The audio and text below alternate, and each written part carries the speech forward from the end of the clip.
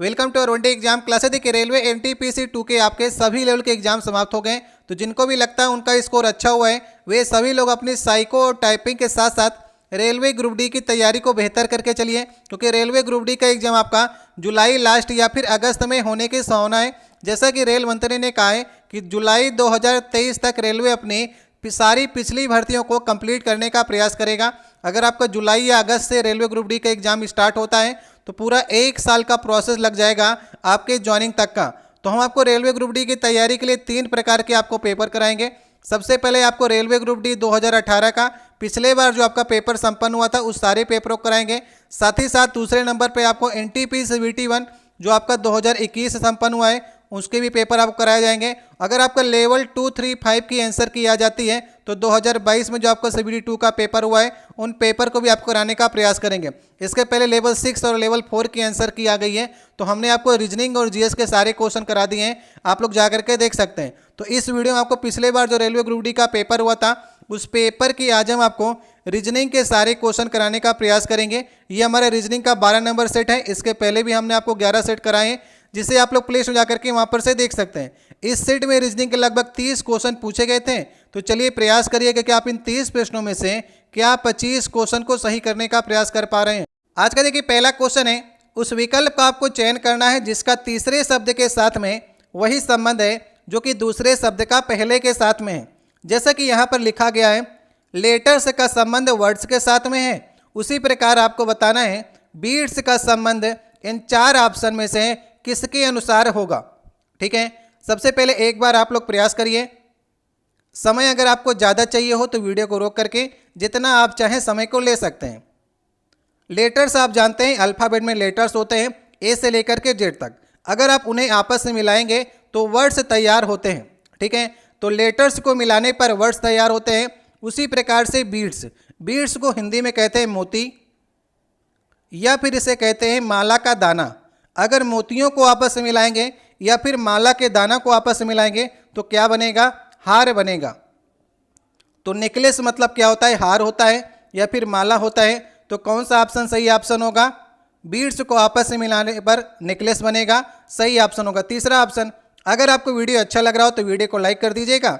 अगर आप लोग पहली बार चैनल पर आए हो तो नीचे आपको लाल रंग के सब्सक्राइब की बटन दिखेगी, उसके साथ ही साथ आपको बगल में वेल आइकन दिखेगा। वेल आइकन में आप ऑल के ऊपर क्लिक करेंगे तो आपको हमारे सारे नोटिफिकेशन प्राप्त होंगे। दूसरा क्वेश्चन है, देखिए कथन निष्कर्ष से क्वेश्चन है। कथन में आपको दिया गया है नौकरशाहों को कुलपति के रूप में नियुक्त करके सरकार ने शीर्ष विश्वविद्यालयों को चौपट कर दिया है। देखिए नौकरशाह कौन होता है, सरकार के द्वारा नियुक्त जो व्यक्ति होता है उसे हम लोग नौकरशाह कहते हैं। अगर नौकरशाह को विश्वविद्यालय के बारे में जानकारी नहीं है और उसे कुलपति बना दिया जाए तो वो विश्वविद्यालय की जो व्यवस्था है उसको चौपट कर देता है, ये कथन में कहा गया है। तो निष्कर्ष में आपको बताना है कौन सा निष्कर्ष आपको सही लग रहा है। देखिए पहले निष्कर्ष में लिखा गया है सरकार को कुलपति की नियुक्ति करते समय शिक्षा के क्षेत्र में उसकी विशेषज्ञता पर विचार करनी चाहिए। अगर आप किसी विश्वविद्यालय का कुलपति बना रहे हैं तो उसका शिक्षा के क्षेत्र में क्या योगदान है, शिक्षा के क्षेत्र में उसकी क्या विशेषज्ञता है, इस पर तो विचार करना ही चाहिए। तो निष्कर्ष पहला तो हमारा सही हो जाएगा।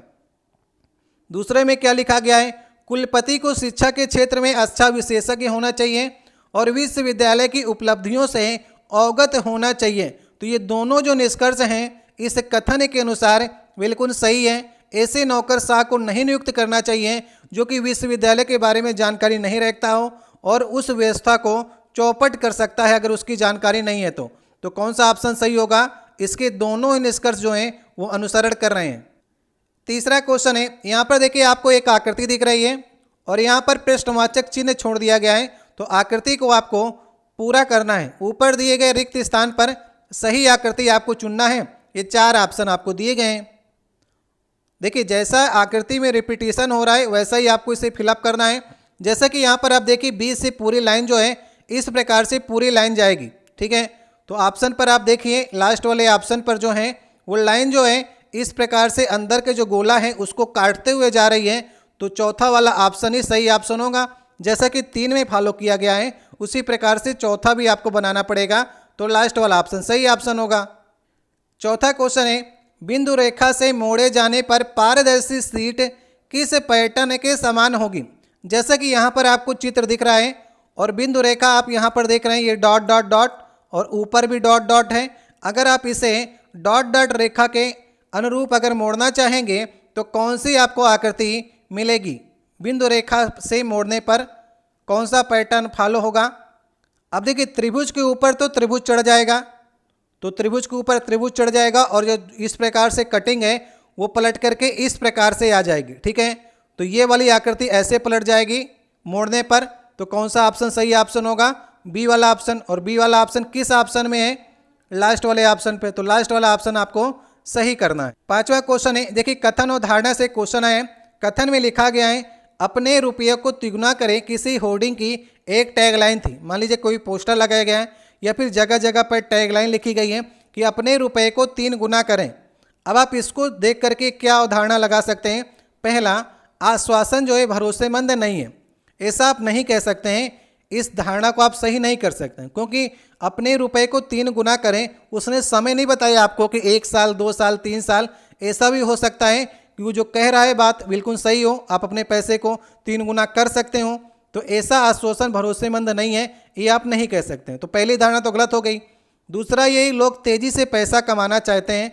लोग तेज़ी से पैसा कमाना चाहते हैं, इसलिए तो जिसने भी होर्डिंग लगाई है वो ये जानता है कि लोग तेज़ी से पैसा कमाना चाहते हैं। और जो हमारी टैग लाइन है इस पर लोग अवश्य ध्यान देंगे, अपने रुपए को 3 गुना करें और हमसे संपर्क जरूर करेंगे क्योंकि वो जान गया है कि लोग तेज़ी से पैसा कमाना चाहते हैं और शॉर्टकट से भी पैसा कमाना चाहते हैं। तो इस टैग लाइन से ये बात स्पष्ट है कि लोग तेज़ी से पैसा कमाना चाहते हैं, इसलिए टैग लाइन लोगों को आकर्षित करने के लिए लिखी गई है। केवल धारणा 2 अंतर्निहित है, लास्ट वाला ऑप्शन सही ऑप्शन हो।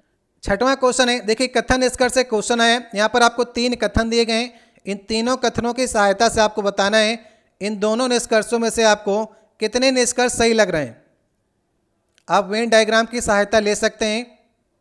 जैसा कि यहाँ पर लिखा गया है सभी वकील पेशेवर हैं, तो वकील का जो गोला होगा वो हम पेशेवर के साथ में अटैच कर देंगे क्योंकि पेशेवर के अंदर ही तो वकील हैं। सभी वकील पेशेवर हैं तो पेशेवर का गोला बड़ा होगा, वकील का छोटा होगा। कुछ वकील बुद्धिमान हैं तो कुछ वकील को हम लोग बुद्धिमान के गोले के साथ में अटैच कर देंगे। और साथ ही साथ लिखा गया कोई बुद्धिमान श्रमबद्ध नहीं है। ठीक है, तो अगर संबद्ध नहीं है तो संबद्ध को अलग रख लीजिए, जब तक कुछ ना कहा जाए तब तक इसे अलग कर लीजिए। अगर कहा जाएगा तो आगे हम इसे चेक भी कर लेंगे। जैसा कि पहले निष्कर्ष में लिखा गया है कम से कम कुछ वकीलों के श्रमबद्ध होने की संभावना है। तो श्रमबद्ध एक बुद्धिमान जो है वो श्रमबद्ध नहीं है, लेकिन वकील के साथ में ये श्रमबद्ध का गोला अटैच हो सकता है क्योंकि इसने बात की है संभावना की।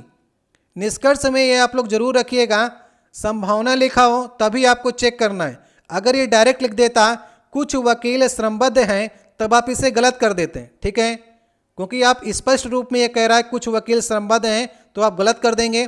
लेकिन अगर कहेगा कम से कम कुछ वकीलों के श्रमबद्ध होने की संभावना है, अगर संभावना कहेगा तो इस गोले को हम अटैच करके एक बार वकील के साथ में देखेंगे क्या ऐसा हो सकता है, ये संभावना है, ये बन सकती है, तो सही है निष्कर्ष ये। सभी वकील यदि वे बुद्धिमान हैं, सभी वकील यदि वे बुद्धिमान हैं तो संबद्ध भी हैं। इसने तीसरे वाले में कहा है कोई बुद्धिमान संबद्ध नहीं है और ये कह रहा है सभी वकील यदि वे बुद्धिमान है तो संबद्ध हैं। तो बुद्धिमान तो संबद्ध हो ही नहीं सकते हैं, तो ये दूसरा वाला गलत हो जाएगा। तो सही कौन सा होगा, पहला ही निष्कर्ष फॉलो करेगा, केवल एक निष्कर्ष अनुसरण करता है, लास्ट वाला ऑप्शन सही ऑप्शन होगा। 7वां क्वेश्चन है, देखिए प्रश्न और कथन से क्वेश्चन है। प्रश्न और कथन से रेलवे एनटीपीसी 2 में भी काफ़ी क्वेश्चन आपके एग्जाम में पूछे गए, जैसा कि प्रश्न और कथन, कथन और निष्कर्ष, कथन और अवधारणा से क्वेश्चन अभी भी आपके एग्जाम में ढेर सारी मात्रा में पूछे जा रहे हैं। तो इन पर आपको कमांड करके चलनी है। जैसा कि यहाँ पर लिखा गया है B1, B2, B3 में सबसे हल्का बाक्स कौन सा है, ये आपको प्रश्न का उत्तर देना है। तो आप इस प्रश्न का उत्तर किस कथन की सहायता से दे सकते हैं।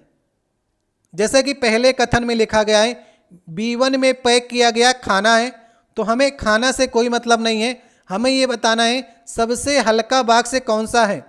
तो पहले कथन से हम नहीं बता पाएंगे। अब आप दूसरे कथन की ओर जाइए।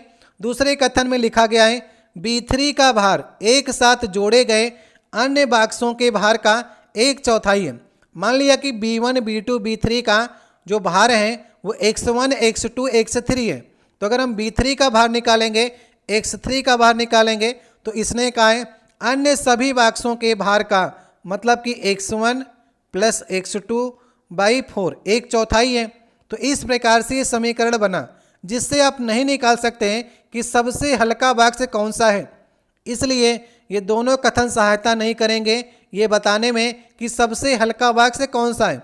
जैसा कि ये 4 ऑप्शन में आपको 2 जगह ये लिखा मिलेगा, कथन 1 और 2 दोनों पर्याप्त हैं, और लास्ट वाले में लिखा मिलेगा कथन 1 और 2 दोनों पर्याप्त हैं। तो किसी एक जगह पर होना चाहिए कथन 1 और 2 दोनों अपर्याप्त हैं। तो इसने अपर्याप्त लिखना भूल गया है और ऑप्शन को सही किया गया है लास्ट वाला। तो यहाँ पर अगर सही करेगा लास्ट वाला तो पर्याप्त की जगह पर अपर्याप्त होगा, तब जा करके लास्ट वाला ऑप्शन जो है वो सही ऑप्शन होगा। तो इसे आप एक बार देख लीजिएगा। 8वां क्वेश्चन है, दी गई श्रृंखला में आपको अगला पद बताना है। जैसे कि यहाँ पर श्रृंखला दी गई है 8P 16Q 48S SO92V। तो अगला पद आपको बताना है। यहाँ पर आप देख करके जान रहे होंगे 8 से 16 हो रहा है, मतलब कि 2 गुना किया गया, ठीक है। 16 तियां 48 मतलब कि 3 गुना किया गया अगले पद को, और 48 चौके 192 मतलब 4 गुना किया गया। तो नेक्स्ट पद जो आएगा वो 5 गुना करने पर मिलेगा। तो 192 को 5 गुना करेंगे तो 960 मिलेगा, और 960 जो है वो एक ही ऑप्शन में आपको दिख रहा है लास्ट वाले में। इसको सही करके आप आगे बढ़ जाइए। अगर आपको 2 ऑप्शन में 960 लिखा मिलता तब आपको ये वाली भी सीरीज चेक करनी होती, PQSV वाली। P से Q में 1 बढ़ रहा है, Q से S में 2 बढ़ रहा है, और S से V में 3 बढ़ रहा है। तो V से 4 बढ़ाएंगे तो आपको Z मिलेगा। तो उस हिसाब से भी आप देख लीजिएगा, लेकिन एक पद मिल जाए तो करके आप आगे बढ़ सकते हैं। 9वां क्वेश्चन है, उपरोक्त छवि में आपको त्रिभुजों की संख्या ज्ञात करनी है। जैसा कि यहाँ पर आपको आकृति दिख रही है, तो इसमें कितने त्रिभुज बन सकते हैं ये आपको गिन करके बताना है। चलिए प्रयास कर लीजिए एक बार, सबसे पहले एक बार आप लोग, इसके बाद आपको बताते हैं, क्योंकि आप करेंगे नहीं तो सीखेंगे नहीं। सबसे पहले आपको देखना है इस वर्ग के अंदर कितने त्रिभुज बन सकते हैं। तो केंद्र से देखिए कितने रेखाएं जा रही हैं, 1 2 3 4 5 6। केंद्र से जितने रेखाएं जाएं उसका डबल कर दीजिए, तो इसके अंदर आपको 12 मिलेंगे, ठीक है। इसके साथ साथ त्रिभुज भी लगा है, तो 1 2 और बड़ा वाला त्रिभुज तो 3 और आपको मिलेंगे, तो 15 आपको मिल गए। 15 के बाद में ये आप देख सकते हैं कि जब ये वर्ग को और त्रिभुज को जोड़ा गया तो इनके बीचों बीच में एक ये मिल रहा है, एक ये, ठीक है। ये दोनों कॉमन होंगे, इसका मतलब 15 आपको मिल चुके थे, 2 और बन गए तो 17। मैक्सिमम 17 ही बन सकते हैं, और इससे ज़्यादा ऑप्शन में है भी नहीं। तो कौन सा ऑप्शन सही होगा? लास्ट वाला ऑप्शन सही ऑप्शन होगा। 10वां क्वेश्चन है, असंगत की आपको पहचान करनी है। ABCD ये 4 आपको आकृतियां दिख रही हैं, तो इसमें से आपको अलग कौन सी आकृति लग रही है। अगर आपको वीडियो क्वालिटी कम लगती है तो आप ऊपर से यहाँ पर से वीडियो क्वालिटी को बढ़ा करके प्रश्न को और अधिक स्पष्टता में देख सकते हैं। यहाँ पर आप देख रहे हैं त्रिभुज के अंदर जो यहाँ पर आपको गोला नजर आ रहा है उसको डैश डैश करके भर दिया गया। उसी प्रकार से ये वर्ग के अंदर जो आपको गोला नजर आ रहा है इसको भी डैश डैश करके भरा गया है। जैसा कि आप देख रहे हैं इन आकृति के अंदर जो भी गोले हैं, डी ऑप्शन में देखिए त्रिभुज है, उसको भी डैश डैश करके भरा गया है। तो आकृति के अंदर जो आकृति है उसे रंगा गया है, जबकि सी वाले ऑप्शन में जो पंचभुज है बाहर वाली आकृति इसे ही रंग दिया गया है। तो अलग कौन सा आपको दिख रहा है? सी वाली आकृति, और सी वाली आकृति किस ऑप्शन में है? दूसरे वाले में। तो ये बी वाला ऑप्शन जो होगा वो सही ऑप्शन होगा, ठीक है। तो कंप्यूटर स्क्रीन पर जहां पर भी आपको सी वाला ऑप्शन दिखेगा उसे ही आपको टिक करना है। 11वां क्वेश्चन है, दी गई श्रृंखला में आपको अगली संख्या ज्ञात करनी है। ये श्रृंखला देखिए बढ़ रही है, 2 6 12 20 और 30, ठीक है। तो नेक्स्ट पद आपको बताना है कि नेक्स्ट पद में कौन सी संख्या आएगी। करने का प्रयास करिए आप लोग।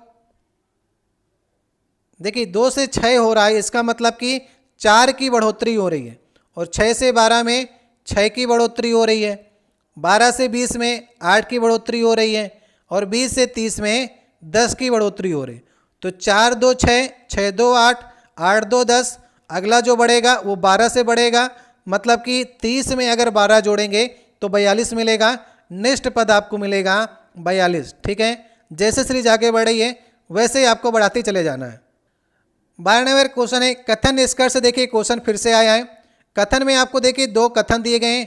सभी कबूतर डब हैं और सभी डब जो हैं ओरिएंटेड रोलर हैं, ये दिया गया है आपको। अब आपको बताना है कि इन दोनों निष्कर्षों में से आपको कौन सा निष्कर्ष सही लग रहा है। ठीक है, तो चलिए वेन डायग्राम बनाते हैं। सभी कबूतर डब हैं, तो कबूतर का जो गोला होगा वो किसके अंदर होगा? डब के अंदर होगा। और क्या कह रहा है? सभी डब ओरिएंटेड रोलर हैं, तो ये डब का गोला जो होगा वो ओरिएंटेड रोलर के अंदर होगा। अब देखते हैं निष्कर्ष में से क्या सही निकलता है। सभी ओरिएंटेड रोलर डब हैं, सभी ओरिएंटेड रोलर डब हैं, ये बात गलत है। उल्टा नहीं आप कह सकते हैं, सभी डब ओरिएंटेड रोलर हैं, तो ये तो कह रहा है उल्टा, तो उल्टे वाले को सही नहीं करेंगे आप। सभी कबूतर ओरिएंटेड रोलर हैं, कबूतर का गोला जो सभी वाला है वो ओरिएंटेड रोलर के अंदर तो है ही है, तो सभी कबूतर ओरिएंटेड रोलर हैं। सही ऑप्शन होगा निष्कर्ष दूसरा। कौन सा अनुसरण करेगा? केवल निष्कर्ष 2 ही अनुसरण करता है। तीसरा ऑप्शन सही ऑप्शन है। 13 नंबर क्वेश्चन है। यहाँ पर देखिए आपको 4 आकृति दिख रही हैं ABCD, जो कि आपको रंगीन कलर में दिख रही होंगी। तो इसमें से आपको बताना है वह चित्र जो समूह से संबंधित नहीं है, मतलब 3 किसी न किसी प्रकार से एक समान है जबकि एक इसमें से आपको अलग लगेगी। चलिए बताइए कौन सी आकृति आपको अलग दिख रही है? कोई रंग में आपको डिफरेंस दिख रहा है क्या? कोई नया रंग दिख रहा हो किसी में? ठीक है, तो देखिए कभी कभी ये रंग में डिफरेंस कर देता है और इसके अंदर जो आपको संख्या लिखी मिल रही है 1 2 3 4, 1 2 3 4 इसमें भी है, 1 2 3 4 इसमें भी है, लेकिन इसमें 5 बढ़ा दिया। तो सभी में आपको 1 2 3 4 मिल रही थी, लेकिन सी वाले ऑप्शन में 5 को एक्स्ट्रा कर दिया, इसलिए ये अलग हो जाएगा। कौन सा ऑप्शन? सी वाली आकृति। ठीक है, तो सी वाला ऑप्शन सही ऑप्शन होगा। तो कलर में भी आप लोग ध्यान दीजिएगा और साथ ही साथ में अंदर जो यहाँ पर गिनती लिखी है उस पर भी आपको ध्यान देना है।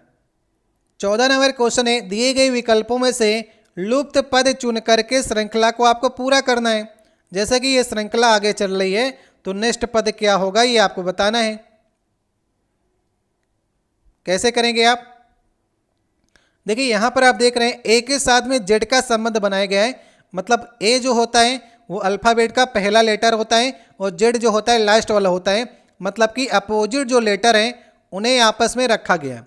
और उसे कैसे रखा गया है? पहले लेटर्स को एक बार लिखा गया है और जो उसका अपोजिट लेटर है उसे 2 बार लिखा गया है। ये पहले पद में किया गया। उसी प्रकार से दूसरे पद में बी और वाई जो हैं ये दोनों अपोजिट लेटर्स हैं, तो बी को 2 बार लिखा गया है, उससे एक ज़्यादा जो है वो अपोजिट लेटर को लिखा गया है। इसी प्रकार से तीसरे वाले में सी और एक्स जो होते हैं अपोजिट होते हैं, तो सी को 3 बार और एक्स को 4 बार। उसी प्रकार से सी के बाद में डी आएगा तो डी आएगा, तो डी तो तीसरे ऑप्शन में स्टार्टिंग की गई है, उसमें आपको सोचना नहीं है कि कितने बार लिखें कितने बार नहीं लिखें। डी 4 बार होगा, डी का अपोजिट डब्ल्यू होता है वो 5 बार होगा, तो इस हिसाब से तीसरा ऑप्शन होगा। लेकिन डी दिख जाए तुरंत सही करिए, तीसरे ऑप्शन को आगे बढ़ जाएगी। 15 नंबर क्वेश्चन है। यहाँ पर देखिए श्रृंखला चल रही है और एक स्थान बीच में दिया गया है, तो अनुक्रम में लुप्त संख्या क्या होगी ये आपको बताना है। तो कैसे श्रृंखला आगे बढ़ रही है बस आप ये जान जाएंगे तो लुप्त संख्या भी आप ज्ञात कर लेंगे। देखिए आसान सा क्वेश्चन है, ज़्यादा आपको सोचना नहीं है। 16 से 32 मतलब 2 गुना, 32 से 64 2 गुना, 64 से 128 2 गुना, 128 से 256 2 गुना, तो 256 का 2 गुना करेंगे तो 512 आ जाएगा और 512 का 2 गुना करेंगे तो 1024 और 1024 का 2 गुना करेंगे तो 2048। तो 2 गुना चल रही है सीरीज, 512 सही ऑप्शन होगा। 16 नंबर क्वेश्चन है। देखिए प्रश्न और कथन से क्वेश्चन आया है, प्रश्न को आपको पढ़ना है और प्रश्न में जो उत्तर पूछ रहा है उसकी सहायता से आपको बताना है आप किन कथनों की सहायता ले सकते हैं। जैसा कि प्रश्न में लिखा गया है, एक लड़के के पास 5 उपयोग किए जाने वाले क्रेयान हैं, वह उन्हें सबसे छोटे से सबसे लंबे क्रम में व्यवस्थित करने की कोशिश कर रहा है, तो इनमें से सबसे लंबा क्रेयान कौन सा है। ठीक है, तो ये आपको बताना है सबसे लंबा वस्तु समझ लीजिए या फिर क्रेयान समझ लीजिए, उसके पांच प्रकार की वस्तुएं हैं, ये आप समझ सकते हैं। अब ये कथन की आपको सहायता लेनी है, किन कथनों की सहायता से आप सबसे लंबे क्रेयान या वस्तु का पता कर सकते हैं। प्रयास करिए एक बार आप लोग। देखिए लिखा गया है एल जो है वो जी और डी से लंबा है, तो एल जो होगा वो लंबा होगा जी और डी से, ठीक है, इस प्रकार से रख लीजिए। अब क्या कह रहा है, बी जो है एल से लंबा है, बी जो होगा वो एल से लंबा होगा।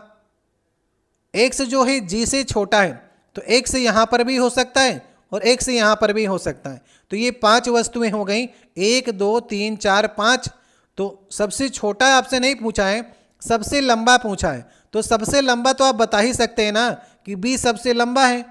छोटे में आप ये नहीं बता पाएंगे कि एक्स को आप जी के बाद में रखेंगे कि डी के बाद में रखेंगे, लेकिन बड़े को आप बता सकते हैं। और किन कथन की सहायता से आप बता सकते हैं, पहले कथन की आपने सहायता लिया, दूसरे की भी लिया, तीसरे को भी लिया, ठीक है। लेकिन जो लड़का है वो सबसे छोटे से सबसे लंबे क्रम में लगा रहा है, तो हमने इधर से लगा दिया है। आप लोग इसका अपोजिट लगा लीजिएगा, जैसा कह रहा है वैसा सही हो जाएगा, लेकिन निकल कर आएगा बी सबसे लंबा। तो 3 कथनों की सहायता से आपने ये निकाला है, तो कौन सा ऑप्शन सही होगा, दूसरा वाला कथन 1 2 3 तीनों एक साथ पर्याप्त होंगे इस प्रश्न का उत्तर देने के लिए। 17 नंबर क्वेश्चन है 6 जनवरी 2014 को सप्ताह का कौन सा दिन था। तो कैलेंडर में अगर आपने कोडिंग पढ़ी होगी तो आप आसानी से निकाल सकते हैं। जैसे कि इसे निकालने के लिए आपकी अलग कोडिंग हो सकती है, हमारी अलग है, लेकिन उत्तर दोनों का सेम आएगा। आपने जैसा पढ़ा है वैसा निकालने का प्रयास करिए, हम अपनी कोडिंग से आपको बताने का प्रयास करते हैं। जैसा कि यहाँ पर 6 लिखा है तो 6 जनवरी का कोड होता है 1। उसी प्रकार यहाँ पर देखिए 14 2014 की बात कर रहा है, तो पहले 14 लिख लीजिए, ये 14 वर्ष की बात कर रहा है। अब ये 14 जो है इसमें लीप ईयर कितने आएंगे, तो लीप ईयर आएंगे 4 वर्ष बाद एक लीप ईयर आता है, तो 4 3 12 3 इसमें आपको लीप ईयर मिलेंगे। साथ ही साथ में ये 2000 शताब्दी है, तो 2000 शताब्दी का जो कोड होता है वो 6 होता है। इन सब को जोड़ने के बाद 7 से भाग कर देंगे, जो भी 8 नंबर आएंगे उसी से आपको दिन का मालूम चलेगा। जैसे कि इसे आप जोड़ेंगे 6 1 7, 7 में अगर आप जोड़ते समय भाग करते चलेंगे तो और सही रहेगा, छोटा बन जाएगा। 6 1 7, 7 से भाग करेंगे तो 0 आ जाएंगे, ऑड डे। इसके बाद में 7 दूनी 14, इसमें अगर ऑड डे की बात करेंगे इसमें भी 0 आपको विषम दिन मिलेंगे। और 6 3 9, 9/7 करेंगे तो 7 एक बार भाग चला जाएगा, 2 शेषफल बचेगा। मतलब 2 के लिए पहला दिन जो होता है वो रविवार होता है, तो दूसरा दिन सोमवार। तो यहाँ पर सोमवार जो होगा वो सप्ताह का दिन होगा, तो सही ऑप्शन होगा दूसरा वाला ऑप्शन। 18 नंबर क्वेश्चन है, देखिए फिर से कैलेंडर से क्वेश्चन आया है, जुलाई 2007 में सभी शुक्रवार कितनी तारीखों पर थे। तो जुलाई 2007 में शुक्रवार की तारीख आपसे पूछ रहा है। तो सबसे पहले एक काम करिए, तारीख निकालने के लिए 1 जुलाई 2007 को पहला दिन हम लोग निकाल लेते हैं, तो पहले दिन से मालूम चल जाएगा कि पहला शुक्रवार कब आएगा। तो 1 जुलाई 2007 को मतलब 1 तारीख प्लस जुलाई की कोडिंग की बात करेंगे 0 आ जाएगा। 7वें साल की बात कर रहा है, इस 7 सालों में लीप ईयर कितने पड़ेंगे, 1 पड़ेगा लीप ईयर। और 2000 मतलब 2000 शताब्दी कोड कितना होगा, 6 होगा। 7 से भाग कर दीजिए अलग अलग या सबको जोड़ करके। अगर यहाँ पर देखिए ये 7 में भाग करेंगे तो ये 0 आ जाएगा शेषफल, और 6 1 7 में भाग करेंगे तो 0 आ जाएगा शेषफल। मतलब कि ऑड डे कितने बचे, एक आपका विषम दिन बचा। और एक विषम दिन के लिए हमने आपको बताया एक दिन के लिए 1 आएगा शेषफल, तो संडे मानिएगा। पिछले वाले क्वेश्चन में 2 आया था, तो संडे और एक और मंडे, तो उसमें सोमवार सही था। तो यहाँ पर देखिए पहला दिन जो है वो रविवार पड़ा। अगर पहला दिन रविवार है तो दूसरा सोमवार, तीसरा मंगल, चौथा बुध और 5वां गुरु और 6ठा शुक्रवार। तो 6वां दिन शुक्रवार पड़ेगा, तो पहला शुक्रवार पड़ेगा 6 तारीख को। 6 आ गया, तीसरा सही करिए, आगे बढ़ जाइए। अब देखिए 6वां तारीख को शुक्रवार पड़ेगा, तो 7 जोड़ते जाइए, 7 6 13, अगला 13 को फिर 7 जोड़ेंगे, अगला 20 को फिर 27।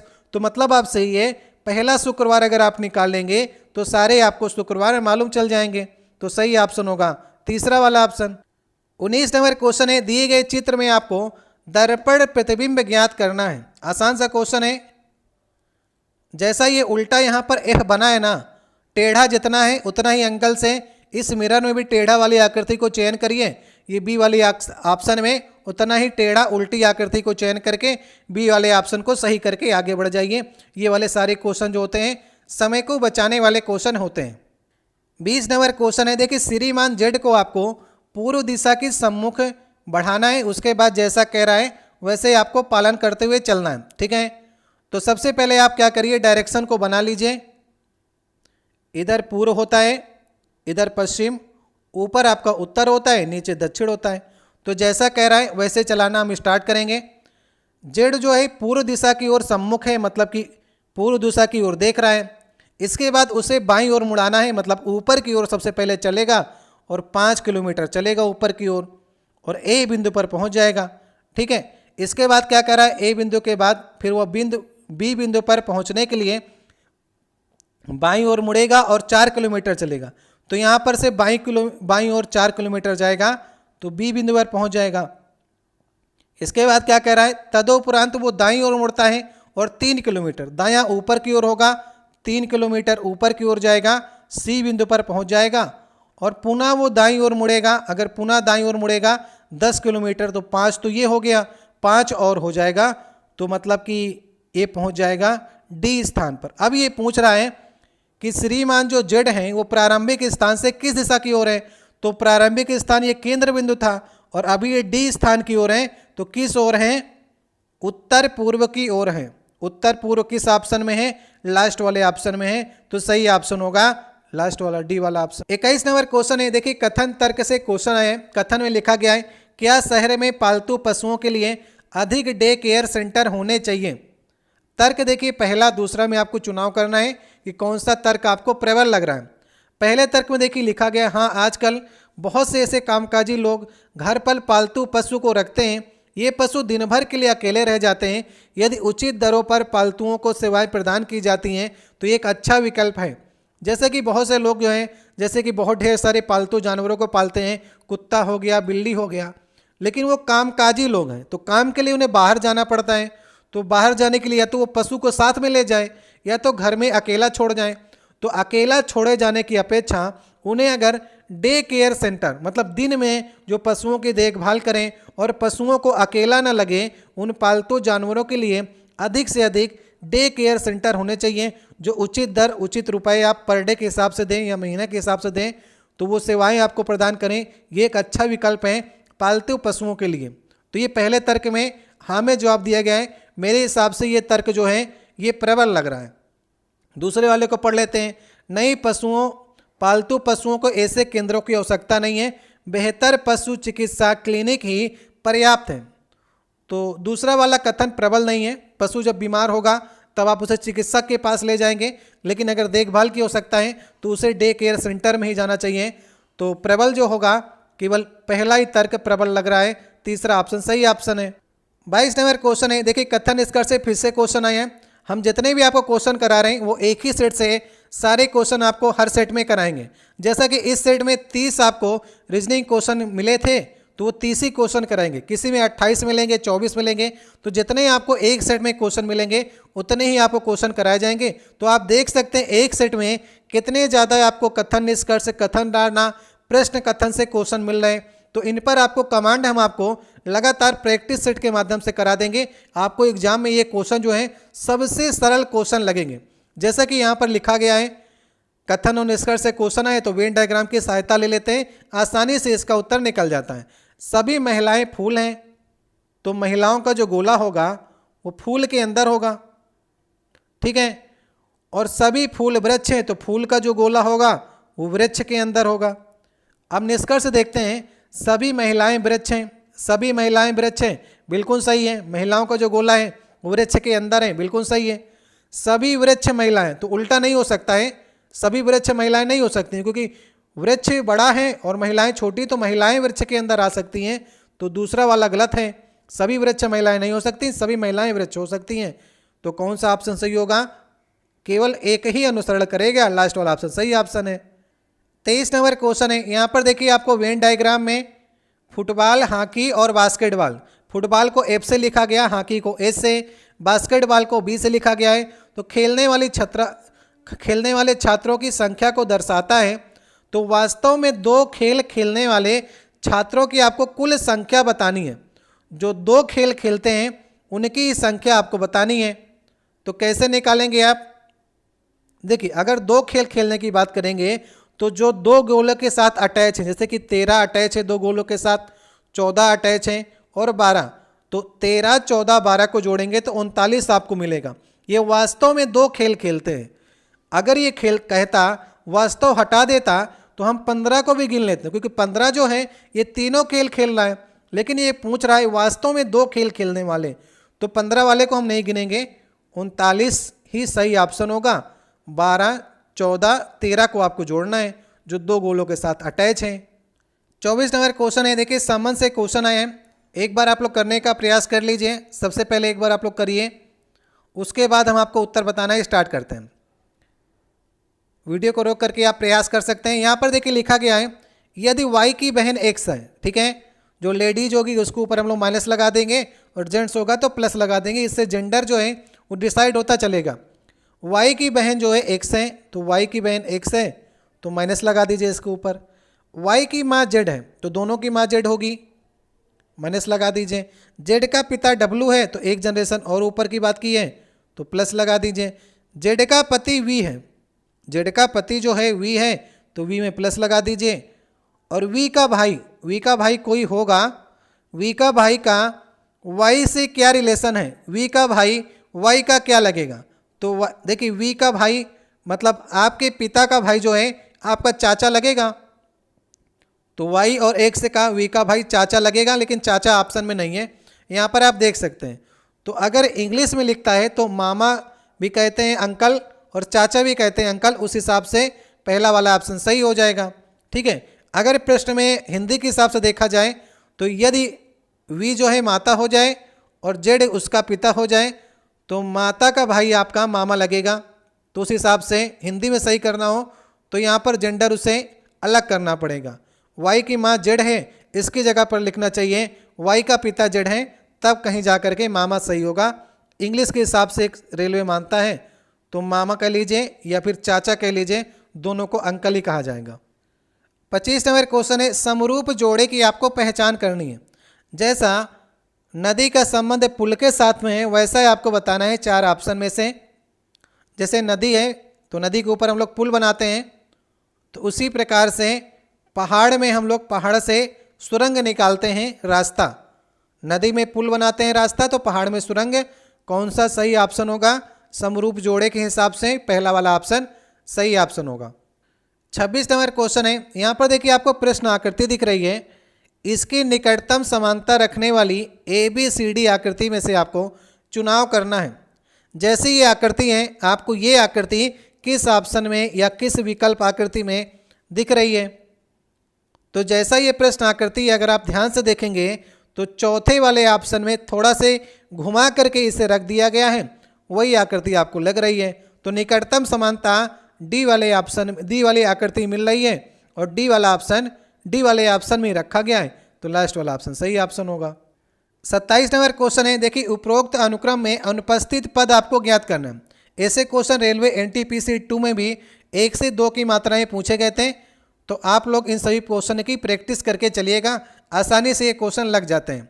जैसा कि यहाँ पर आप देख रहे हैं सी के बाद में 2 डी आ रहे हैं ना, तो सी के बाद में देखिए यहाँ पर 1 डी है, तो उस हिसाब से यहाँ पर जो भरा जाएगा वो डी भरा जाएगा।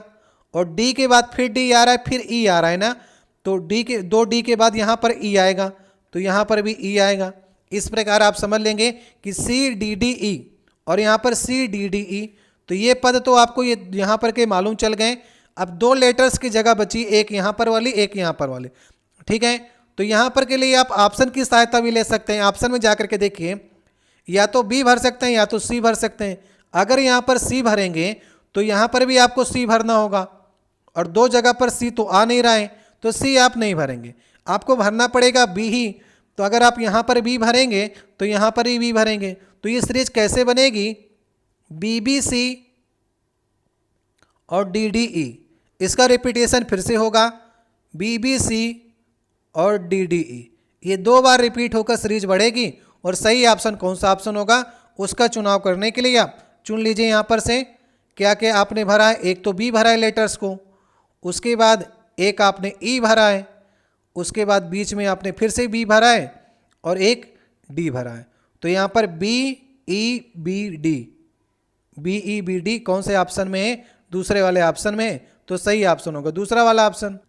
28 नंबर क्वेश्चन है, देखिए किसी कूट भाषा में बेल्ट को इस प्रकार से लिखा जाता है, तो नेल को किस प्रकार से आप लिखेंगे ये आपको करना है।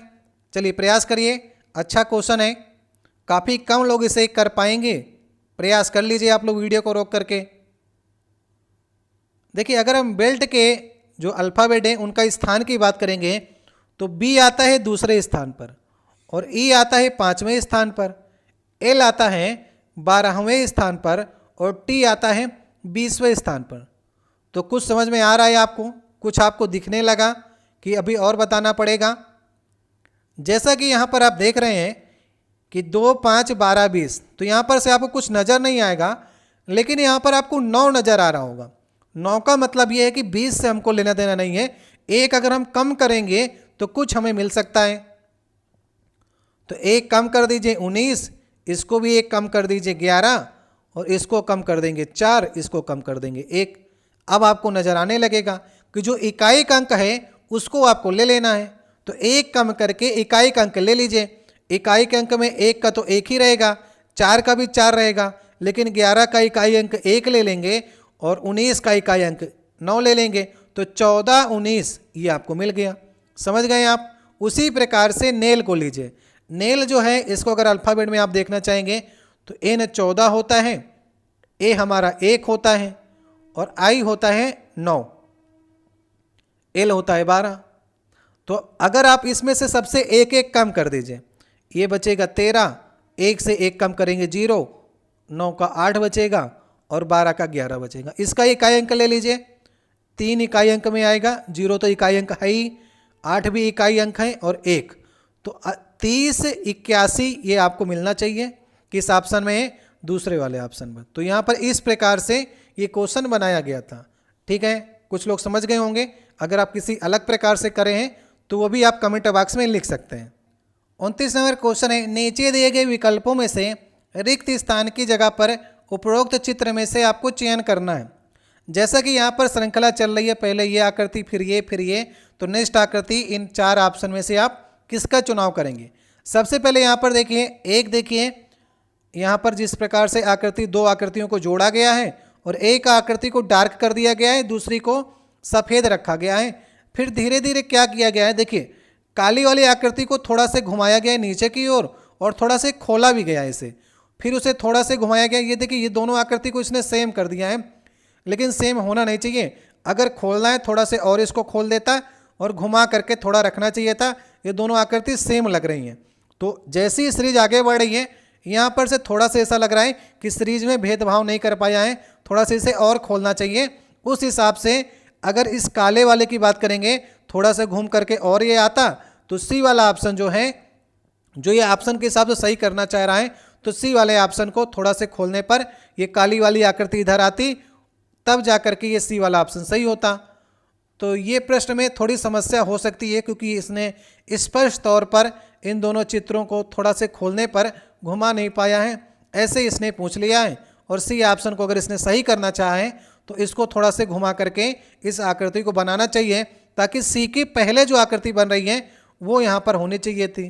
तो यहाँ पर थोड़ी से मेरे हिसाब से मिस्टेक हुई है, आप लोग देखने का प्रयास करिएगा। तो ये हमारा 29 नंबर क्वेश्चन था। आज का देखिए 30 नंबर क्वेश्चन है, आज का लास्ट क्वेश्चन होगा ये। इसमें से आपको बताना है क्या शेष से अलग है। कुत्ता, बकरी, गाय और शेर, ये 4 ऑप्शन में से आपको बताना है भिन्न कौन सा है। ठीक है, ये क्वेश्चन का जो आप लोग कमेंट बॉक्स में दीजिएगा। इस सेट में हमको रीजनिंग के 30 क्वेश्चन देखने को मिले हैं और आशा करते हैं जो लोग अच्छे से तैयारी रेलवे NTPC 2 की किए होंगे वो तो 30 में 30 सही करने का प्रयास करिएगा। जो लोग रेलवे NTPC 2 की तैयारी नहीं किए थे, NTPC 1 में बाहर हो गए थे, उनके लिए तो ये लक्ष्य होना चाहिए कि हमको ग्रुप डी किसी न किसी प्रकार से अवश्य निकालना है। ठीक है, तो अगर आप ग्रुप डी की तैयारी बेहतर ढंग से करें तो अभी आप लोग 25 करने का प्रयास करिए, धीरे धीरे आपको 30 तक पूरा कंप्लीट करके चलना है। ठीक है, इस क्वेश्चन का जवाब आप लोग कमेंट बॉक्स में दीजिएगा। जैसे कि कुत्ता हो गया, बकरी, गाय, शेर। तो अगर आप शाकाहारी मांसाहारी से करना चाहेंगे तो उसको भी देख लीजिएगा। अगर आप और किसी तरीके से करना चाहते हैं तो उसको भी देख लीजिएगा, ठीक है। कमेंट बॉक्स में आप लोग उत्तर देखिएगा। कुत्ता भी आपका मांसाहारी होता है और शेर भी मांसाहारी है। यहाँ पर थोड़ा से आपको अलग सोचना होगा कि कैसे जो है इसमें एक अलग है, 3 जो है शेष हैं। नहीं आएगा तो नेक्स्ट वाले आपको वीडियो में बताने का प्रयास करेंगे। आपने कितना स्कोर किया, वीडियो अच्छा लगा हो वीडियो को लाइक कर दीजिएगा। अगर आप लोग पहली बार चैनल पर आए हो तो चैनल को सब्सक्राइब के साथ साथ बगल में देखिए नोटिफिकेशन बेल की बटन होती है, उसको ज़रूर आप लोग दबा लीजिएगा ताकि नोटिफिकेशन आपको प्राप्त हो जाएगा। जो लोग देखिए आल पर क्लिक नहीं किए होंगे ना, उनको सारे नोटिफिकेशन नहीं मिल पाते हैं। तो आल पर आप लोग क्लिक कर लीजिएगा और वीडियो अच्छा लगा हो तो लाइक कीजिएगा। ये हमारा 12 नंबर सेट था पिछले बार का रेलवे ग्रुप डी के पेपर का, ठीक है। इसके पहले के जो 11 वीडियो हैं वो आपको हमारे प्लेलिस्ट में देखने को मिल जाएंगे। एनटीपीसी वाले हमने आपको रीजनिंग के अलग वीडियो कर दिए हैं और ग्रुप डी वाले अलग कर दिए हैं। सारे आपको सेक्शन जो हमारी प्लेलिस्ट में देखने को मिल जाएंगे। मिलते हैं आपसे नेक्स्ट वीडियो में। बहुत बहुत धन्यवाद। किसी प्रश्न में डाउट होता है तो आप कमेंट बॉक्स में कह सकते हैं। और देखिए व्हाट्सएप का लिंक है एनटीपीसी डिस्कशन और ग्रुप डी के लिए। एक देखिए ग्रुप जो है हमारी पीडीएफ के लिए है, वो तो सबके पास है, और एक डिस्कशन के लिए बनाया है, उसका लिंक आपको डिस्क्रिप्शन में दे देंगे, वहाँ से आप लोग जुड़ जाइएगा। पुराने वाले ग्रुप को धीरे धीरे डिलीट कर रहे हैं क्योंकि उसमें बाहरी लोग काफ़ी जुड़ गए थे, तो उसमें हमने लिख भी दिया है कि इस ग्रुप को आप लोग छोड़ दीजिए और नए ग्रुप का आपको लिंक डिस्क्रिप्शन मिल जाएगा, वहाँ से आप लोग ज्वाइन कर सकते हैं।